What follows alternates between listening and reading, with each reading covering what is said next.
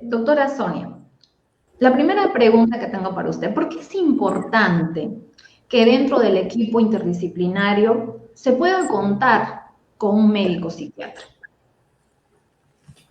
A ver, lo primero, ¿no? Y es una pregunta muy importante porque de alguna manera, por ejemplo, a nosotros los psiquiatras nos dicen una pregunta parecida, ¿por qué es importante que haya una nutricionista, un psicólogo o psicóloga dentro del tratamiento de los trastornos de conducta alimentaria? Definitivamente, los trastornos de conducta alimentaria, para que aparezcan, ¿no? O sea, para que de alguna manera se activen en una persona, tiene que haber ciertas características también, por ejemplo, si hablamos de menores de edad, características en el temperamento, ¿no? Si hablamos de mayores de edad, en su personalidad, ¿no? Por ejemplo, la anorexia se relaciona mucho a un temperamento o una personalidad algo obsesiva, perfeccionista, nancástica, ¿no? Y muchas veces los cuadros, por ejemplo, de bulimia se pueden relacionar a temas de dificultad para controlar impulsos, ¿no? Dificultad también para digamos, la demostración de ciertas emociones, ¿no? Entonces, ¿por qué la importancia de un médico psiquiatra? Porque de alguna manera se puede valorar de forma integral, ¿no? Que los trastornos de conducta alimentaria no solamente tienen una base a veces o psicológica o nutricional, sino que pueden tener diferentes comorbilidades, ¿no? Por ejemplo, de fondo ver un cuadro depresivo, un cuadro de un problema de personalidad, ¿no? Entonces, si lo podemos manejar de esa forma, lo podemos guiar no solamente desde un punto de vista, ¿no? Porque, por ejemplo, ahí voy un poco a lo que me dicen los papás, ¿no? Ya mi hija o mi hijo ya alcanzaron un peso que está dentro de lo normal, ¿no? Tienen un índice de masa corporal dentro de lo normal. Sin embargo, por ejemplo, esa chica que tiene problemas de conducta alimentaria sigue pensando constantemente en que su objetivo de vida es bajar de peso, ¿no? O siguen con el tema de problemas de la percepción, como es la distorsión corporal, ¿no? O sea, pueden verse diferente a lo que realmente son, ¿no? O están físicamente. Entonces, por ejemplo, me pueden decir, pues me veo muy gorda, ¿no? Y están en desnutrición, ¿no? Entonces ahí hay un problema de percepción y habría que trabajarlo, ¿no? De forma integral, ¿no? Con un manejo médico, ¿no? Ya no solamente estaría pues el tema de manejar que esté dentro de un peso adecuado, ¿no? Un peso de masa corporal adecuado, sino también en un tema de poder manejar otros aspectos que forman parte de este tema de los problemas de conducta alimentaria, ¿no? Claro, qué importante lo que dice, doctora, porque dependiendo de esto, el médico psiquiatra es el que va a dar, digamos, el diagnóstico tal cual, ¿no? Porque TCA viene muy acompañado, como usted lo dice, con otro tipo de trastornos de personalidad, ¿cierto? No solamente a veces está ligado a que no quiere comer, como usted lo dice, o a la distorsión, sino que también a veces se ha visto en adolescentes, ¿no? Que están ya teniendo como rasgos de ciertas desregulación emocional o cierto trastorno de personalidad, ¿verdad? Que definitivamente siendo adolescente no se puede poner, digamos, que tiene un trastorno límite, por ejemplo, de la personalidad, ¿no? Ajá, pero ya se está viendo como que rasgos. Y estos rasgos también, doctora, podrían, digamos, como que conllevar a que también esté de la mano con el TCA, ¿verdad? Entonces, Por eso es muy importante que se pueda dar el diagnóstico y que obviamente se pueda participar dentro del el equipo interdisciplinario del cual hablamos, ¿no? ¿Qué sucede, doctora, si por ejemplo solamente el médico lleva el caso o si solamente el terapeuta, el psicólogo lleva el caso o de repente algún colega, un nutricionista solo lleva el caso? Esa pregunta creo que es vital, no solamente en el tema ya individual de los casos de conducta alimentaria, sino incluso a nivel social, ¿no? Porque, no sé, bueno, supongo que también acá nos acompañan familiares, ¿no? O pacientes, o también quizás personal de salud, ¿no? Muchas veces cuando hay un caso de anorexia, por ejemplo, de bulimia, los familiares no saben exactamente a dónde acudir, ¿no? Normalmente la primera vez acuden a un pediatra, ¿no? Si son menores de edad. Por ejemplo, acuden a un pediatra y a veces el pediatra, y ahí vamos también a que los médicos que no son psiquiatras, ¿no?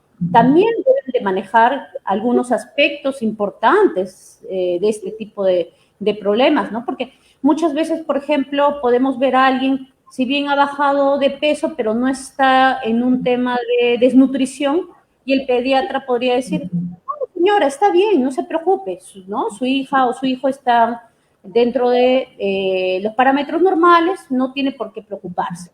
Pero si lo vemos en cuanto a baja ponderal de peso, o sea, baja el transcurso del tiempo, puede ser que, por ejemplo, esa persona o ese niño haya perdido 10 kilos en 2 meses, ¿no? O 20 kilos en 3, 4 meses o menos tiempo, ¿no? Entonces, muchas veces nos quedamos en esa limitante, ¿no? Aparentemente de, ya lo vio el pediatra o ya lo vio, o sea, no solamente eso, ¿no? Sino ya lo vio el pediatra o incluso el pediatra dijo, bueno, vamos a mandarle algunos exámenes, ¿no?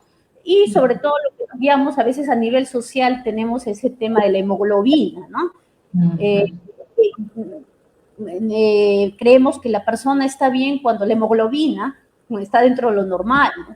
Y muchas veces en casos de trastornos de conducta alimentaria no necesariamente vamos a ver un cuadro de anemia, ¿no?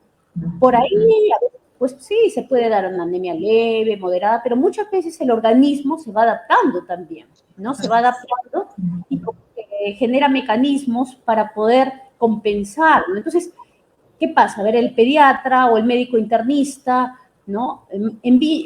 Hacen una serie de exámenes y, bueno, le dicen al familiar, ¿no? Bueno, está dentro de lo normal, ¿no? O por ahí, mira, ¿sabes qué? Tiene un poco de anemia y todo eso. O por ahí conversa, si por ahí muchas veces, porque a veces en estos temas mucho nos guiamos de lo que pueda decir el familiar y a veces no hablamos directamente con los niños, con los adolescentes. Entonces, eh, por ejemplo, puede ser que un papá diga, pues bueno, sí, si está dentro de lo normal, sí, aparentemente está comiendo, ha bajado, está bajando un poco, pero no vemos más allá, ¿no? Cómo se está sintiendo, o sea, qué está pensando ese chico, esa chica en relación a el tema de la importancia que le está dando, ¿no? O su objetivo de vida se está centrando demasiado en el tema de la estética, el aspecto corporal, ¿no? Entonces, por ejemplo, ahí, ¿no? Qué importante es que no solamente un médico, ¿no? O no solamente, en este caso, un nutricionista o solamente un psicólogo, porque también sucede eso, ¿no? O sea, muchas veces, incluso el pediatra dice, sería bueno que la lleves con un psicólogo, ¿no? Porque también hay estigmas de que ya para ir al psiquiatra, ir al médico psiquiatra, disculpen cómo lo voy a decir, pero para venir con nosotros a los médicos psiquiatras es como recién cuando estás loco, entre comillas, o solo si necesitas medicarte, psiquiatras, ¿no? Está esa idea. Entonces, realmente, y les decía, ¿no? Al inicio, cuando Marianela me hizo esta pregunta, el tema de que no solamente es algo individual, sino es algo social, porque nos vemos con trabas de dónde, por ejemplo, ahorita yo estoy acá en el Hospital Arco Herrera, ¿no? Estoy terminando mi guardia, y de alguna manera muchas personas vienen y nos vemos limitados, ¿no? Porque solamente tenemos a veces el servicio, pues, de psiquiatría o de psicología, pero no hay servicio de nutrición, no tenemos integral. Entonces, ideal sería que se pueda manejar desde todas las aristas, ¿no? No solamente manejo médico, no solamente manejo psicológico, no solamente manejo nutricional, porque si no estaríamos, digamos que arreglando una partecita del problema, pero el fondo es mucho mayor, ¿no? Exactamente, ¿no? Qué importante eso porque es, digamos, no solamente es que no quiere comer o qué es lo que debería de comer, sino es todo ese fondo, incluso la parte familiar, ¿verdad? Toda esa parte familiar, cómo es el contexto de la familia, cómo es la dinámica también en la casa, ¿no? También todo eso depende de mucho, si de repente tuvo un buen control el adolescente o el niño, que bajó muy rápido por X cosa, pero si solamente el médico lo ve, lo determina como tal, con los parámetros, pero no ve más allá qué es lo que está pasando, si de repente está comiendo solo, lo deja muchas horas solo, de repente ya ha ido haciendo otras conductas y no lo percibieron, no lo percibió, ¿no? Entonces, y eso a veces acrecienta que más y más, y como dice usted, al final, pues, y se llega ya cuando pareciera que ya ha pasado por todos los médicos, incluso por varios psicólogos, dice ya al psiquiatra, ¿no? Y también el psiquiatra es muy estigmatizado, ¿verdad? Hay muchos mitos alrededor de asistir a una asistencia psiquiátrica. Hay mucho miedo también, doctora. Algunos familiares tienen miedo a veces de llevar a sus hijas, a sus hijos a las consultas psiquiátricas, ¿no? Pero en realidad, doctora, a todos se les podrá dar estos fármacos cuando, digamos, lo necesario, o de repente usted ha visto que en ciertas entrevistas no ha sido de pronto necesario. ¿Cómo usted lo ha percibido con esto de la farmacología? Porque es lo que muchos padres a veces temen, ¿no? No, de repente le va a dar una medicación que va a estar todo el día durmiendo, o una medicación que lo voy a ver de repente inactivo, o qué sé yo, hay muchos mitos relacionados a eso. Eso es importante para el tema de conducta alimentaria y en general para muchos trastornos, ¿no? Mentales, ¿no? En general, porque incluso a veces un cuadro depresivo, ¿no? Muchas veces por evitar, ¿no? Llegar a un tema farmacológico o el mismo hecho, ¿no? Como dices, de acudir al médico psiquiatra es como que lo voy postergando, ¿no? Como que lo veo algo temeroso, ¿no? Algo un poco o bastante dramático, ¿no? Con dudas, ¿verdad? Con dudas, claro. ¿Qué me dirá? De repente, no, de repente. Por ahí una duda importante también es, puede volver, porque hay esa idea, ¿no? Si me recetan pastillas, me voy a volver dependiente, ¿no? Esa es una pregunta clásica, ¿no? Que se va a volver dependiente o te vas a volver adicto, ¿no? A la medicación, en lo cual sí. Entonces, en ese aspecto, por ejemplo, yo lo primero que les digo es que no siempre, o sea, acudir al psiquiatra no siempre es un tema farmacológico. ¿No? O sea, si se decide una evaluación psiquiátrica, no siempre va a implicar recetar medicamentos. Es más, por ejemplo, en la anorexia, ¿no? Y hablando específicamente de los cuadros de conducta alimentaria, ¿no? La anorexia, digamos, como trastorno único, si fuese solamente un cuadro de anorexia, lo ideal es evitar la medicación, ¿no? Y ver también el tema del índice de masa corporal, ¿no? Porque va a influir mucho el tema del peso, ¿no? Para poder indicar un medicamento, ¿no? Porque así, aparentemente sean medicamentos inocuos, o sea, inofensivos, siempre un ente externo va a traer algún cambio en nuestro organismo, ¿no? Tampoco podemos decir que no es así, hasta un paracetamol, ¿no? Claro. Un paracetamol, por ahí una clorfenamina como antihistamínico, ¿no? Algo por ahí, ¿no? Siempre puede provocar una un efecto secundario que no necesariamente es grave, pero que tiene ciertas características, ¿no? Entonces, habría que ver si es que primero la persona, ¿no? Realmente, digamos, es tributaria, ¿no? De poder recibir un tratamiento de tipo farmacológico, ¿no? Ya sea físicamente, ¿no? Si es que no está con un peso tan bajo, ese es un primer punto. Lo otro sería ver realmente si, en qué casos nosotros medicamos, por ejemplo, respecto a la anorexia. Como les dije, si es solo anorexia, ¿no? Evitamos dar medicamentos. ¿Cuándo damos medicamentos en anorexia? Cuando hay comorbilidades, porque generalmente una persona que tiene anorexia tiene comorbilidades. ¿Qué comorbilidades puede ser? Por ejemplo, puede ser una persona que sufre de depresión también, ¿no? Entonces, muchas veces la depresión va de la mano con la anorexia, o la ansiedad va de la mano con la anorexia, o a veces los cuadros obsesivos compulsivos, porque es frecuente también casos de obsesividad, ¿no? En la anorexia, excesivo pues detalle, son muy perfeccionistas, ¿no? Entonces, en esos casos podemos utilizar medicamentos, ¿no? Por ejemplo, utilizamos medicamentos que pueden ser antidepresivos, ansiolíticos, pero es por un tiempo determinado, no es que va a ser eterno, ¿no? Claro. Eso es importante recalcarlo, ¿no? Que no va a ser duradero y que obviamente va también al tiempo, incluso la dosis y todo, y no se puede también cortar, digamos, de pronto porque ya no quiero tomar y ya lo dejo. No es un juego también la medicación, ¿verdad, doctora? Claro. O sea, yo soy bastante clara cuando inicio un tratamiento farmacológico. O sea, les digo, primero, que no es magia, ¿no? Que un fármaco no es mágico, no me va a liberar de un momento a otro de un trastorno, de una enfermedad que yo tenga. Me va a ayudar, sí, pero me va a ayudar para cosas específicas. Como les digo, por ejemplo, si es en el caso de anorexia y si tengo depresión a la vez, me va a ayudar más que nada con el tema depresivo, ansioso. Entonces eso me va a ayudar para que yo pueda, no me dé tanta ansiedad al momento de comer, o no me dé tanto temor, por ejemplo, al momento de comer.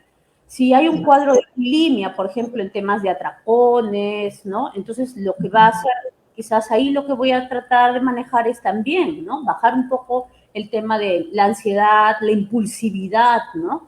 O, por ejemplo, características de autolesionarse, ¿no? Que implican tener mucha impulsividad. Entonces, Claro que sí. lo manejo, ¿no? Con medicación. Pero ahí va un poco qué recomendaciones puedo yo dar, no sea de inicio.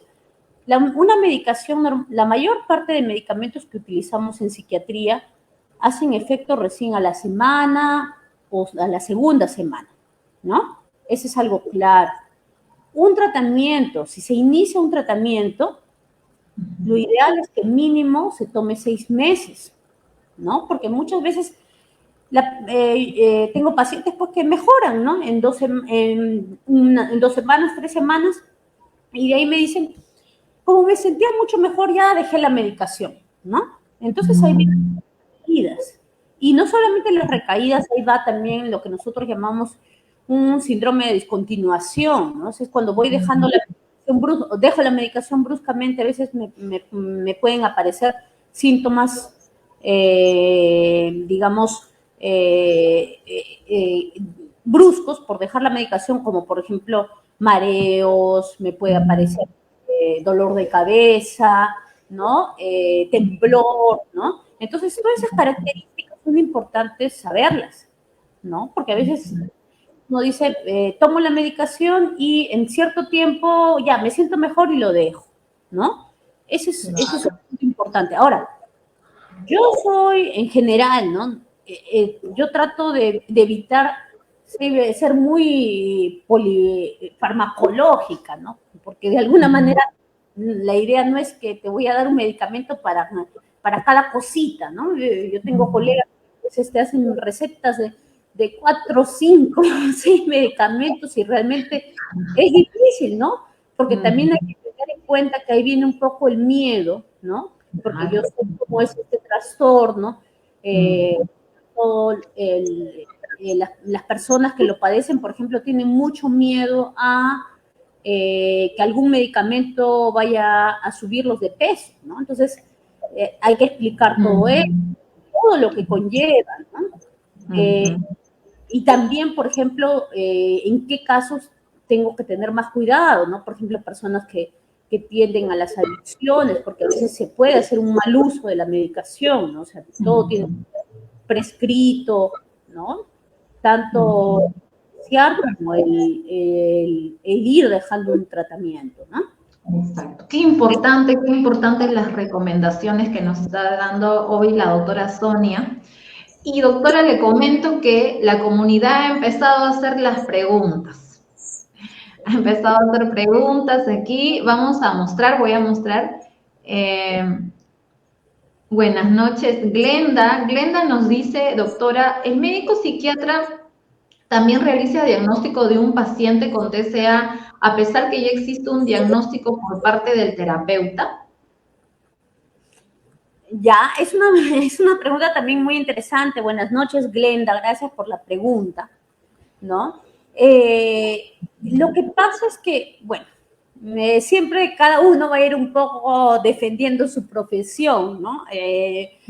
Por ahí siempre los médicos decimos, los únicos que hacemos diagnósticos somos los médicos, ¿no? En este caso, por ejemplo, el tema de conducta alimentaria, muchos decimos, pues, eso solamente lo hace un psiquiatra, ¿no? Debería hacerlo un médico psiquiatra, pero en realidad no es del todo así. O sea, de hecho, por ejemplo, alguien va a poder, digamos, tiene la posibilidad de acudir primero con Marianela, ¿no? Y Marianela, con su amplia formación, definitivamente, ella sabe las características o los criterios diagnósticos para poder hacer un diagnóstico de anorexia, de bulimia, de trastorno por atracones, ¿no? Dependiendo un poco de las... Claro, ahí ya vamos un poco al aspecto técnico, ¿no? O sea, nosotros para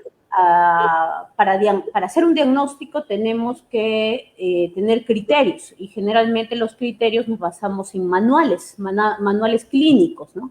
Manuales que se utilizan, por ejemplo, nosotros acá en Perú utilizamos el Código Internacional de Enfermedades, ¿no? El CIE-10, ¿no? En otros países utilizan el DSM-5, ¿no? Pero hay criterios para hablar de diagnósticos. Si el terapeuta, si Glenda, tú te refieres a, por ejemplo, al tema de terapeuta, puede ser, pues, psicólogo, podría ser, no sé, nutricionista, podría ser incluso psiquiatra, ¿no? Porque el término terapeuta es bastante amplio, ¿no?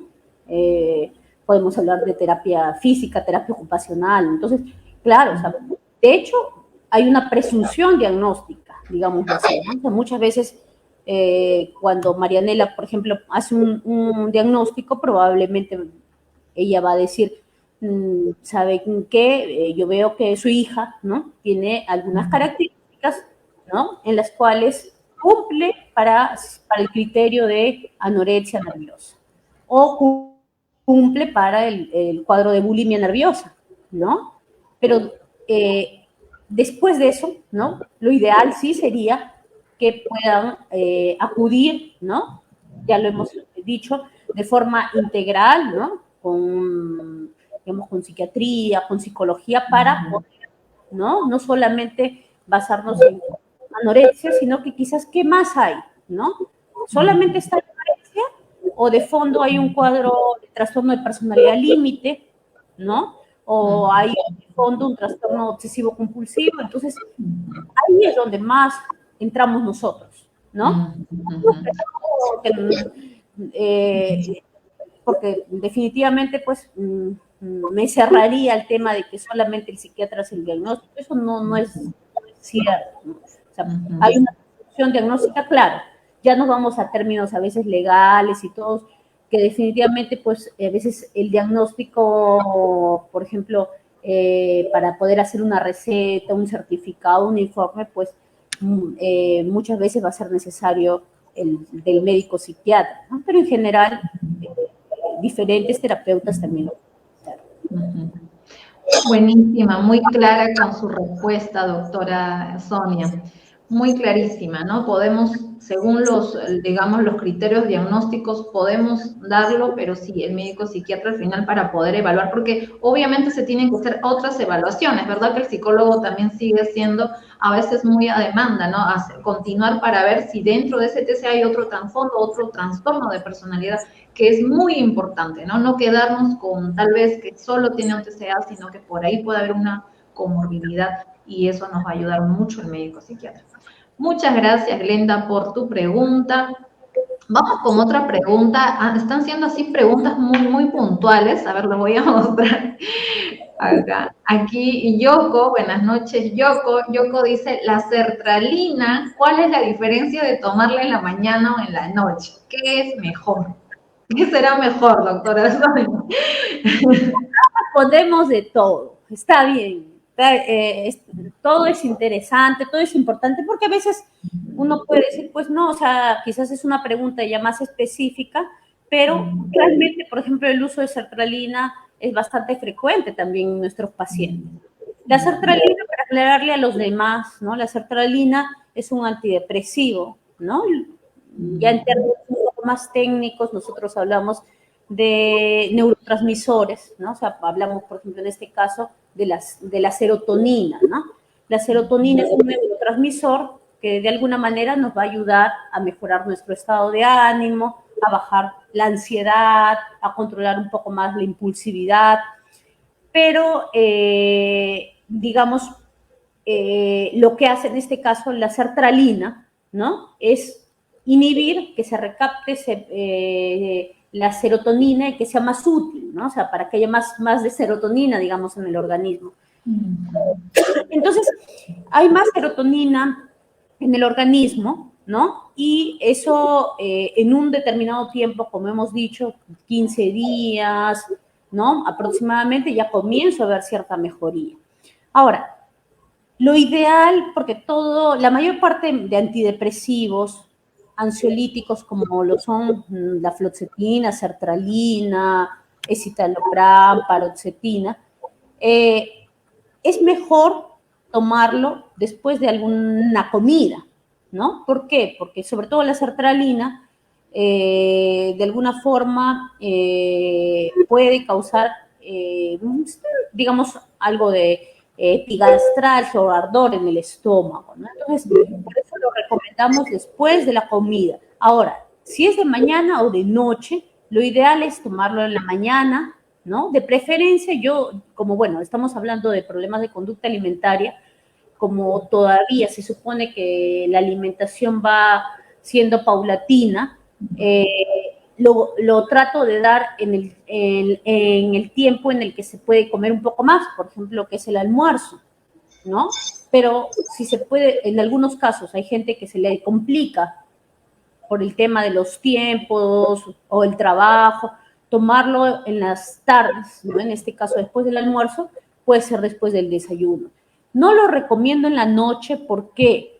Porque no, la mayor parte de antidepresivos, por lo mismo que tienen este efecto, digamos, de ser pues antidepresivo y de activarte un poco más, ¿no? Puede hacer que no puedas dormir bien, que tengas algunos despertares nocturnos o que te actives mucho en la noche, ¿no? Y si lo tomas sobre todo la primera vez, si es que tomas sertralina, la sertralina a veces tiene algunos efectos secundarios que pueden ser, por ejemplo, inquietud motora, ¿no? Entonces, en la noche no es tan recomendable. Ahora, hay organismos, ¿no? Porque también hay pacientes que me dicen, la única forma que yo me acuerde de tomar mi medicación es cuando llego a mi casa después del trabajo y lo tomo en la noche. A ver, hay que intentarlo, ¿no? Inténtalo, a ver, tómalo en la noche y si no te da, digamos, no te da insomnio, perfecto, ¿no? Si no te da insomnio, tómalo en la noche, ¿no? Entonces, pero lo ideal, ¿no? En este caso es que sea mañana o tarde, más en los cuadros de conducta alimentaria, sobre todo donde haya un poco más de cantidad de alimento, ¿no? Que es generalmente...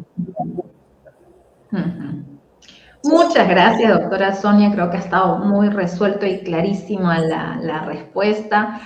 Acá tenemos un lindo saludo de Felicita. Doctora Sonia manda saludos. Qué linda verla. Felicita, qué lindo saber que estás por ahí. Te mando un gran saludo también. Siempre te recuerdo como... No, sí, Felicita, qué linda. Gracias por tu saludo, Felicita. Acá hay otra pregunta de Yoko también, doctora. Dice, si al tener anorexia tiene signos de tener borderline a la edad de 14 años, ¿es posible que sí lo tenga también? Y si fuese así, ¿qué medicación podría darse para este otro diagnóstico?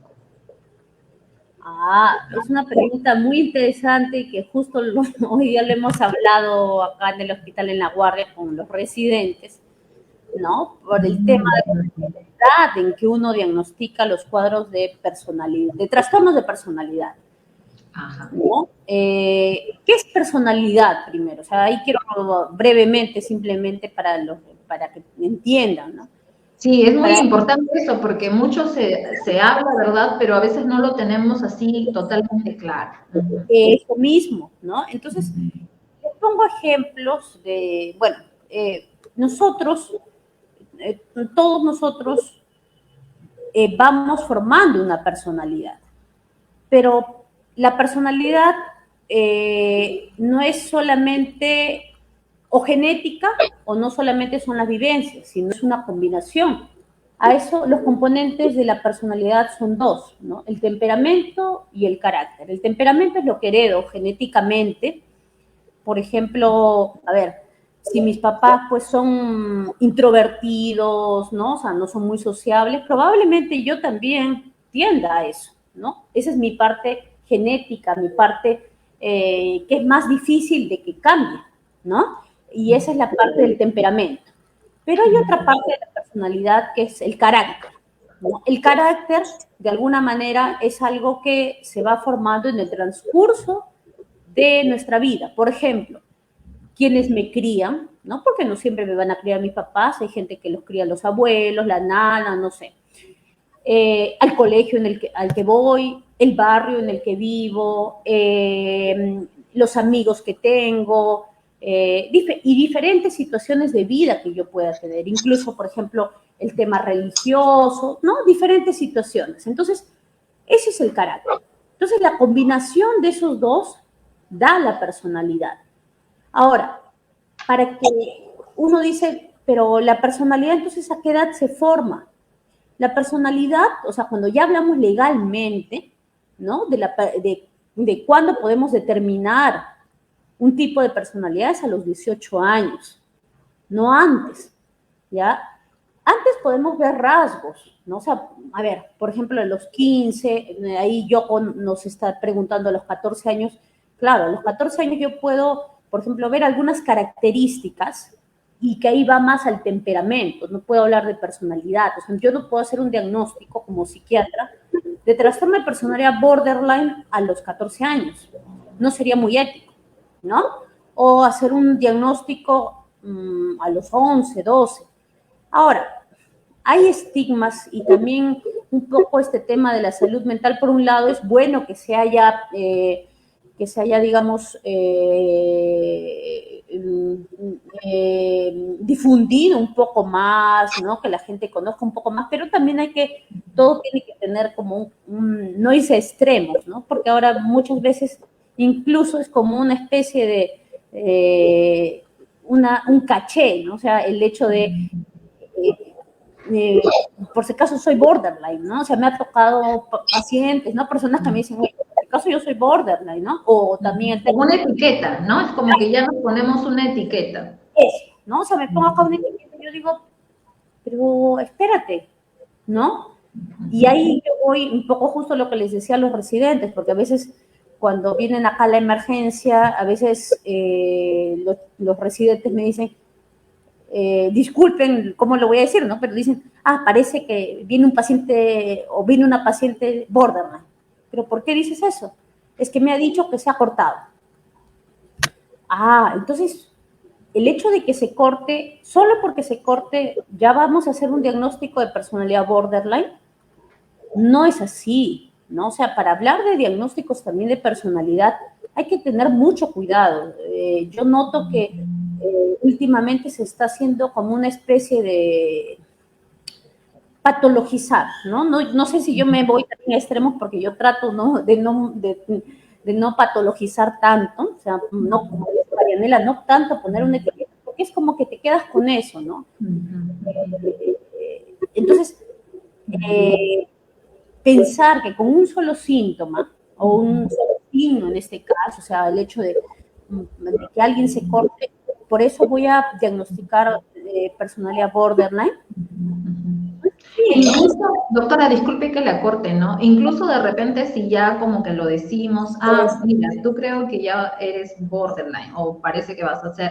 Entonces, y si es un adolescente, o sea, poniéndonos un poquito en lugar del adolescente, ¿verdad? Que está en todo un cambio hormonal, también de descubrirse, y de pronto alguien le dice, tú seguro eres así, bien sea el médico, bien sea la familia, ¿no? Yo he escuchado que cuando hacen esto es porque son así.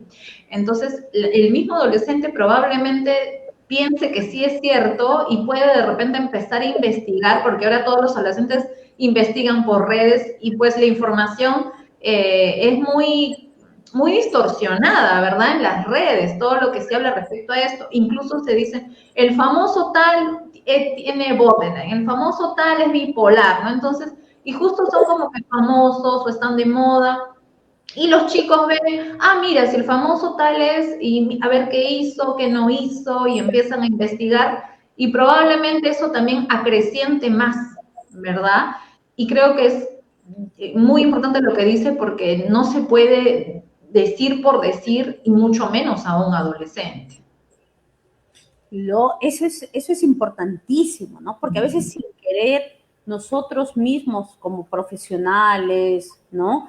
Como sociedad a veces, por eso les ponía este ejemplo, ¿no? De los médicos residentes. Pues los médicos residentes son los que están en formación para hacer la especialidad, son 3 años, ¿no? Entonces vienen y muchas veces yo le digo, ¿pero qué? O sea, solo por un síntoma, una vez me ocurrió, aprovecho un caso así rapidito, ¿no? Que habían venido 3 chicas de un colegio, ¿no? Incluso las mamás las habían traído, porque, ¿qué había pasado? En el colegio una de ellas dijo, mira, vamos a hacer pudding, ¿no? Y se juntaron en el baño y pues, digamos, como moda, las 3 hicieron eso. Entonces, no por eso yo específicamente voy a diagnosticar, o sea, voy a patologizar a alguien, ¿no? Eso para mí es muy importante, porque es como cargar con algo, ¿no? Si bien, incluso ni siquiera socialmente, porque a veces ya socialmente no nadie tiene derecho a enterarse de que tú tengas un diagnóstico, ¿no? Algo así, pero el problema a veces es cuando uno mismo tiene ya esa idea, ¿no? O sea, hay personas que me dicen, como yo soy borderline, de alguna manera yo a veces me irrito fácilmente y le grito a la gente y todo eso. A ver, espérate un rato, ¿no? O sea, una cosa es que tengas estas características y todo, pero si tú las justificas y sigues, ¿no? Digamos, en parte utilizando el diagnóstico como para justificar algunas conductas, tampoco es adecuado, ¿no? Entonces, para mí la pregunta es tan importante porque no solamente hablamos ahí del tema del diagnóstico, a veces de un cuadro de personalidad, sino también del tema de la edad, ¿no? O sea, catalogar a alguien en la adolescencia, a veces a futuro, ¿no? Claro, yo puedo decir que tienes algunos rasgos, yo prefiero describir, yo soy muy descriptiva, ¿no? O sea, no tanto, y muchos papás a veces se molestan, ¿no? Pero porque me dicen, quiero que me digan exactamente qué tiene. A ver, ¿qué tiene? ¿Tiene mucha impulsividad? tiene conductas autolesivas, ¿no? Tiene disforia, o sea, irritabilidad, ¿no? Tiene estas características, puede ser por tales motivos que habría que evaluar. Y digo esto porque a veces, por la desesperación de dar un diagnóstico, muchas veces en la primera cita evitamos hacer una evaluación más exhaustiva, ¿no? Por ejemplo, temas de, sobre todo en adolescentes, por ejemplo, exámenes tiroideos, ¿no? Otros aspectos que también serían importantes porque una persona a veces cambia, ¿no? De estados de ánimo, porque se pone tan sensible, ¿no? A veces no todo es un cuadro de trastorno de personalidad, ¿no? Entonces, importante ese tema de edad, ¿no? Y simplemente para concluir con esta pregunta, no podemos diagnosticar, ¿no? A los 14 años un cuadro de trastorno de personalidad. El único trastorno de personalidad que diagnosticamos antes es el trastorno de conducta, el trastorno de personalidad disocial, que puede ser a los 16, pero los otros trastornos, ya sea personalidad borderline, narcisista, histriónico y todo, es a partir de los 18 y legalmente es así, porque también el mismo hecho de tener, por ejemplo, un diagnóstico específico va a tener implicancias legales, ¿no? En algunos casos. ¿No? Muchas gracias, doctora Sonia. Muy buena respuesta. Gracias a Yoko también por sus dudas y esperamos que se hayan sido resueltas. Tenemos acá otra pregunta de Maritza. Buenas noches, Maritza. Maritza nos pregunta criterios para disminuir dosis de fármacos. Ajá. ¿Cuáles serían los criterios para disminuir las dosis de los fármacos? Ya, ahí primero habría que ver, lo ideal es empezar, o sea, si voy a iniciar un tratamiento específico, como les dije, ¿para qué voy a iniciarlo? Si es para un cuadro depresivo, ansioso, lo ideal pues es un tratamiento mínimo de 6 meses. Normalmente, al quinto mes, es que yo voy disminuyendo la medicación de a pocos, ¿no? Siempre paulatinamente para evitar cuadros, como les dije, síndrome de discontinuación, en el cual pues puede haber mareos, dolores de cabeza, temblor, ¿no? Ahora, si una persona está más tiempo, requiere más tiempo, el tratamiento farmacológico también, ¿no? O sea, eso va a depender un poco de cómo es su evolución clínica, ¿no?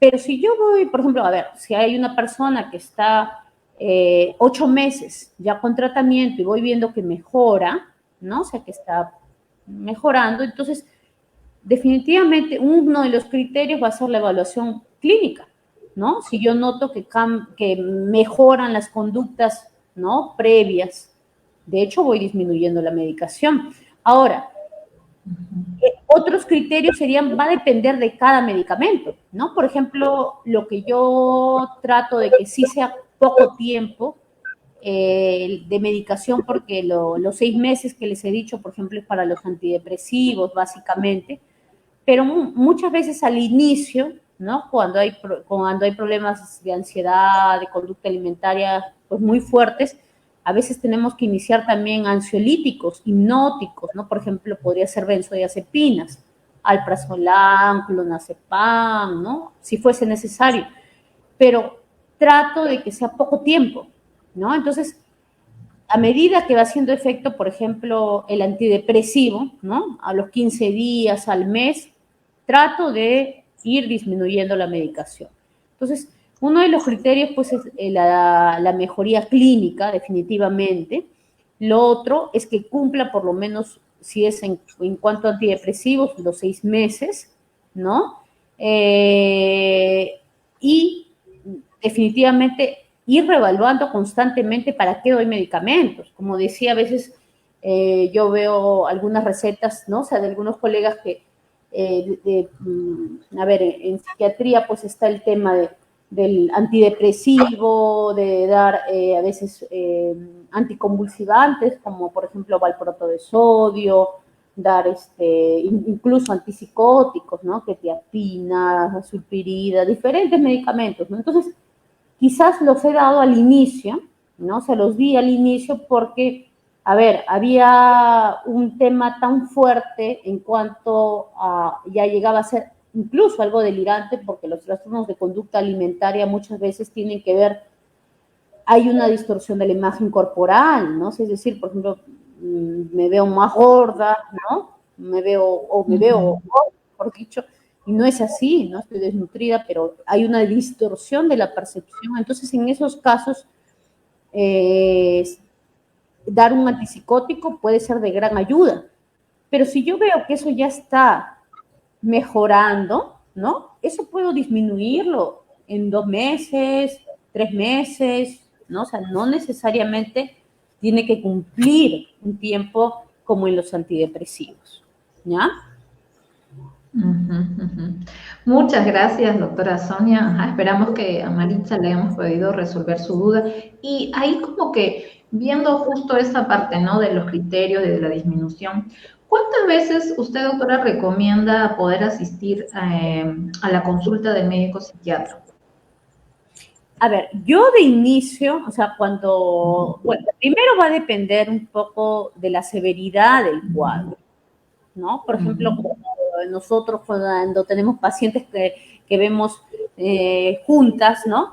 De alguna manera hay pacientes que tienen, por ejemplo, un cuadro de anorexia bastante fuerte, ¿no? Y recién, por ejemplo, estoy iniciando un tratamiento farmacológico, trato de verlo primero a la semana, ¿no? O quizás a las 2 semanas para ver, como les decía, el efecto de la medicación, ¿no? Que es generalmente a las días o 2 semanas. Entonces, la cita puede ser a las 2 semanas, ¿no? Pero muchas veces cuando hay, por ejemplo, cuadros muy fuertes o crisis muy fuertes a nivel de, puede haber mucha irritabilidad o cuadros en los cuales, pues, sí hay autolesiones, ¿no? Angustia, crisis de pánico, quizás a la semana, ¿no? Pero si va a mejorar, trato de que las consultas sean, por ejemplo, cada 3 semanas, ¿no? Por ahí por 2 meses y después mensualmente.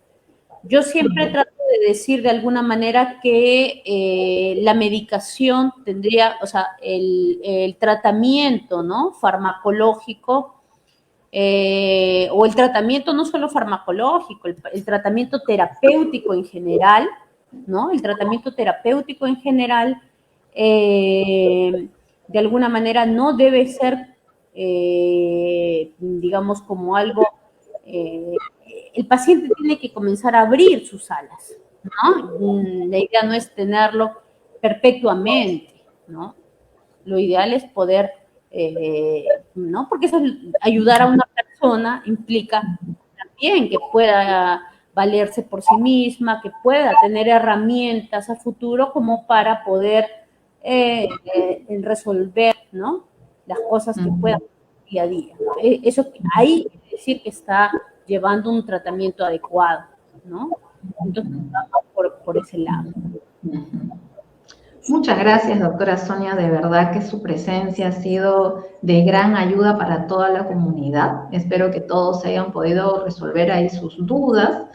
¿Sí? Y bueno, doctora, ¿cuál sería de repente algún comentario final? Y bueno, también, ¿dónde podemos encontrar a la doctora Sonia? Sabemos que trabaja en el Hospital Larco Herrera, pero también sabemos que a veces las citas para el hospital deben de estar, pero también copadas, ¿verdad? Pero ¿dónde podemos encontrar a la doctora Sonia si quieren seguir realizando sus consultas? Bueno, primero, un poco la conclusión que yo quisiera dar, bueno, es definitivamente, ¿no? Como dijimos al inicio, ¿no? El tratamiento de los problemas de conducta alimentaria tiene que tener un manejo multidisciplinario, ¿no? Es difícil, por eso decía que no es un tema no solo individual, sino social, porque yo puedo ver, por ejemplo, en la práctica pública, digamos, acá en el hospital, una carencia. Lamentablemente es una carencia porque nosotros, bueno, por ejemplo, ahora con esto de la pandemia yo trabajo más en la emergencia, ¿no? O sea, entre comillas, por ser médico relativamente joven, ¿no? Todo a la pandemia. Relativamente no, usted es muy joven, ¿ah? todo presencial, ¿no? Entonces, no, desde el primer día de la pandemia, ¿sabes qué? De trabajar en niños y adolescentes todo el tiempo, ¿no? ¿Sabes qué? Te me vas a la emergencia y trabajas allá, ¿no? Entonces llevo ya 2 años trabajando acá, digamos, en la emergencia psiquiátrica, pero puedo ver la gran carencia, ¿no? De nuestro sistema de salud en general, ¿no? Lo digo no solamente por el MINSA, sino lo digo por la salud, lo digo por diferentes aspectos porque de verdad es doloroso, ¿no? O sea, como ciudadana de alguna forma, ¿quién no quisiera que si tuviésemos un familiar pudiese tener la posibilidad, ¿no? De tener un tratamiento integral, ¿no? Tener un tratamiento integral, tanto nutricional, psicológico, psiquiátrico, incluso endocrinológico o ginecológico, porque también, ¿no? A veces, claro, o gastroenterológico también, porque también hay disturbios a ese nivel, ¿no? Entonces, si es un tratamiento integral, sería lo ideal, ¿no? O sea, servicios específicos de conducta alimentaria, ¿no? Para mí es un ideal hasta ahora, ¿no? Siempre lo planteo acá en el hospital, pero me dicen, ¿sabes qué? Pero no es una enfermedad tan prevalente, mira, más prevalente es Pero la ¿cómo ha incrementado en estos pocos años? pero Claro. ahí va también. Indudablemente, doctora, no hay estadística, Eso, pero en la ¿no? práctica podemos ver cómo se da esa curva de crecimiento. Por supuesto, y muchas veces está escondido, ¿no? O sea, por ejemplo, vemos personas que aparentemente tienen un cuadro depresivo, pero de fondo también se dan atracones, vomitan, no se purgan, entonces eso queda ahí, ¿no? Queda escondidito, pero está ese problema, ¿no? Es un problema y que no solamente porque, claro, si bien la prevalencia de los trastornos de conducta alimentaria es mucho más frecuente en mujeres que en varones, pero no quiere decir que no haya. Por ejemplo, varones, hace un momento he visto un chico, ¿no? Que me dice que para él es muy importante el tema del peso, ¿no? O sea, aumenta unos gramos más y ya está, se obsesiona, ¿no? Ya no quiere comer, está días así, o sea, los problemas de conducta alimentaria no solamente está en dejar de comer o en vomitar, sino también está en pensar todo el tiempo en eso, ¿no? Y que mi prioridad de vida sea eso. Entonces, y que no disfrute quizás de otras cosas. Entonces, en esos casos, ¿no? En esos casos, habría que ver un tema también, ¿no? O sea, de manejo social, y ahí quizás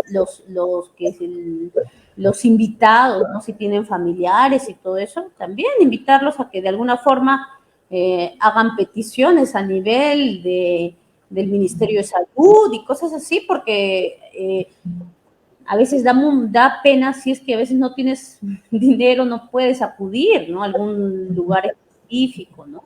Entonces, por poder recibir la atención de equidad, porque acá, discúlpame Marianela, pero a veces acá en el hospital yo trato de ser nutricionista, ser psicóloga y hacer de todo a la vez. Me imagino, me imagino. Claro. Lo que no se puede dejar de dar la ayuda, porque de verdad que la salud mental es lo así. Yo creo que la menos prioridad, ¿no? Dentro de lo demás. Ajá. Los temas nutricionales, es como que todavía no se toma esa importancia, ¿no? Incluso los mismos jefes de salud mental, ¿no? En el Ministerio de Salud, en otros lugares, como que no, pero hay mayor prevalencia de otros trastornos, sí, pero la anorexia te puede matar, ¿no? La anorexia te puede provocar muerte y otras cosas, ¿no? Entonces, ¿sabes qué? Ten tanta importancia, ¿no? Entonces, definitivamente considero que hay que trabajar mucho, ¿no? En temas de prevención también, porque todo esto tiene una base social, ¿no? O sea, por ejemplo, estereotipos, ¿no? Si bien ahora está un poco más el tema de estereotipos, incluso, por ejemplo, en el tema de la ropa, del modelaje, ¿no? Por ejemplo, ya no es como antes que a veces decían modelos sumamente delgadas, ¿no? Anoréxicas, todo esto, ahora hay ciertos parámetros, pero todavía, ¿no? Existen, pues, estereotipos. Por ejemplo, ahora yo veo a un estereotipo clásico es la cultura coreana, ¿no? El estereotipo de la cultura coreana, y muchas chicas me dicen, chicas y chicos, ¿no? Les gustan mucho estos grupos coreanos y quieren ser como los coreanos, pero anatómicamente no lo somos, ¿no? Entonces, vamos por ahí. Entonces, ahí va un tema de prevención, ¿no? A trabajar a nivel de colegios.